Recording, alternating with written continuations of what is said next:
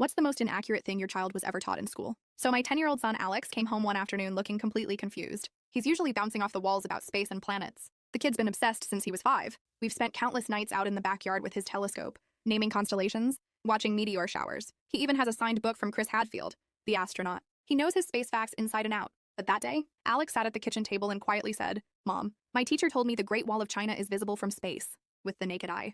I froze for a second. Because yeah, we've talked about that. It's one of the most common space myths. Astronauts, including Hadfield, have said over and over, you can't see the Great Wall without help from orbit. It's narrow, it blends in with the landscape. It's just not visible like people think. So, Alex had raised his hand in class and politely explained this to his history teacher, Mr. Peterson. He even mentioned Hadfield's book. And what did Mr. Peterson do? Shut him down. Told him, that's nonsense. It's in the textbook. I've been teaching this for 20 years. Your little astronaut book is wrong. Alex was crushed. The next day, he brought in his prized book to show the passage, hoping to clear things up. Instead, Mr. Peterson confiscated it. Worse, he made Alex stand in front of the class and repeat, the Great Wall of China is visible from space, 10 times. And as punishment, he gave him a 5-page essay on respecting a teacher's knowledge. When Alex came home, he was devastated. His signed book, gone. His confidence, shattered. Now I was furious. I emailed Mr. Peterson, politely explaining the actual facts, asking for the book back. His reply, I don't need space facts from a parent. The curriculum says it's visible, so that's what I teach. And the principal? She called it a minor factual dispute and didn't want to challenge a tenured teacher. Well, I wasn't about to let it go. See, one of my old college roommates works for NASA's education program. I told her what happened, and she was horrified. 3 days later, I walked into Alex's classroom with her.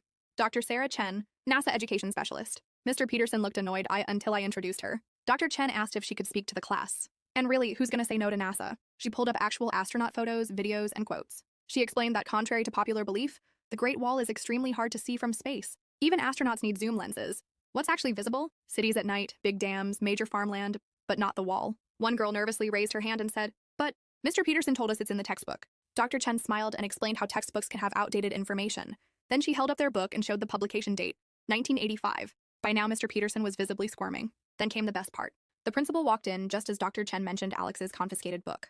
The principal shot Mr. Peterson a sharp look, and you guessed it, he reluctantly pulled the book out of his desk. Alex's face lit up when Dr. Chen not only handed it back, but added her own signature next to Chris Hadfield's. And just when you thought it couldn't get better, she surprised the class by connecting to a live video call with an astronaut on the ISS who confirmed everything. The following week, the school announced a full curriculum review. Mr. Peterson was signed up for a workshop on integrating current science into his teaching. Alex's class got invited to a special NASA virtual field trip. And that signed book? It's now on display in the school library alongside a note that says, never stop learning, even if you're the teacher.